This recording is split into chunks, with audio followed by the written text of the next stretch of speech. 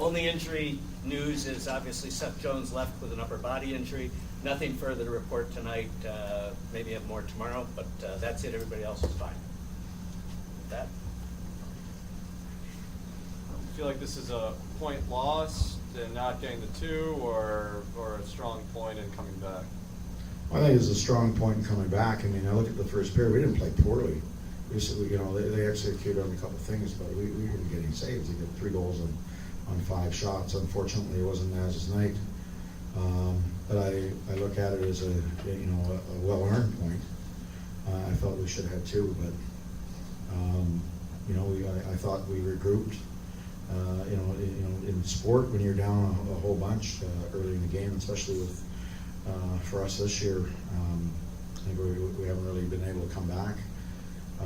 We just buckled down and started playing the way I thought we were playing the first period. Just stayed with it, got more, instead of pouting about it, we got determined and played relentless and chipped away at their lead. And it started with everything from Hendricks getting involved right away and say, hey, it's not gonna be that easy. You're not gonna walk in our building. To Victor Stahlberg, out battling a guy that's probably outweighs him by about 30 or 40 pounds to get a puck to Matt Cullen and get it to Borky to get that first goal and start chipping away. And then our power play was good, but we got the power plays because we were checking really well. We were pressuring really well. We were making good decisions and throwing pucks back at the net, and they ended up taking a few penalties, and we executed on our power play. And our power play did a great job based on Montreal's road penalty killing record. I think they're like 93%. They've only given up 3 goals all year on the power play, and then we got it tied up there, and we had we were the ones taking it to them.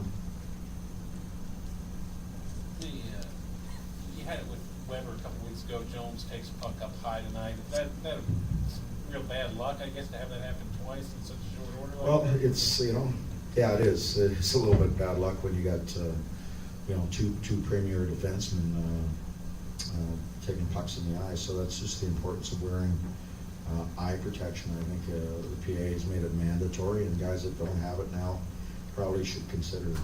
Obviously, I think if you're a defenseman now that there's so many teams are looking for tips. Teams are shooting it back into the pile, if you will. If you're a defenseman, you probably should wear one.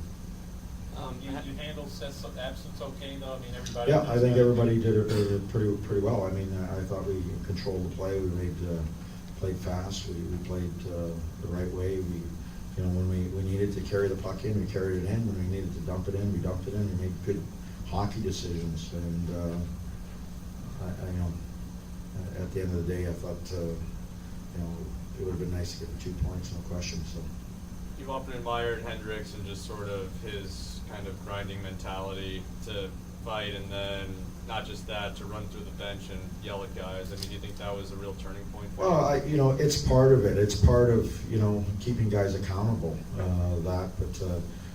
I thought it was a lot of stuff stemmed from our leadership, and he's part of the leadership in that room, the character in the room. I mean, our whole bench was good. I mean, Shea Weber I thought he was best player on the ice tonight, bar none. He was physical. He contributed offensively. I just thought he was an absolute force. Roman Yossi was a force. And when those guys lead the way, the Mike Fishers, and our older guys, the Gosteds and that, they're not going to put up a lot of points, but they're not going to back down. We were put in a position tonight that it could have been easy to have an excuse, and there was no excuses. We said, let's get this game, and we were determined to get the game, that's for sure. Nick Spaulding with a power play goal tonight. Getting first line of power play minutes now. Having a strong season so far. Yeah, he's playing really well. I think Spalls is doing all the right things. He always does. I mean, he's a responsible player, but he's now.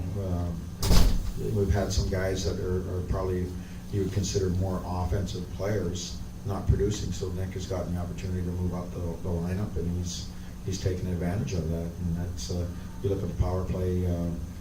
Since Nick's been on it, is gone, especially that unit, because the other unit's been pretty stable. But once he's got on that unit, it's been made a world of difference. So I don't know the numbers, but I'll let you do that. You mentioned it wasn't Nesnick's night for two goalies who haven't been through the grind of an NHL season. You worried that it's starting to get to them a little bit? No, no, I'm not worried. I just, we gotta get a solid night. You know, what we've done to this point is, you know, if we can get a guy who's playing steady for us, then we've been trying to run with him, and then, you know, you go as far as you can with him, and then we go with the other guy. So, you know, tonight, you know, I thought Carter didn't have he made some great saves in the Tampa Bay game. I thought were really good saves, but I didn't like the goals. And if you ask Carter, he'd probably say the same thing. Tonight, we just didn't get any saves, and you know, they made some good plays, but at the same time, you know, there's certain situations you got to come up with that puck for your team.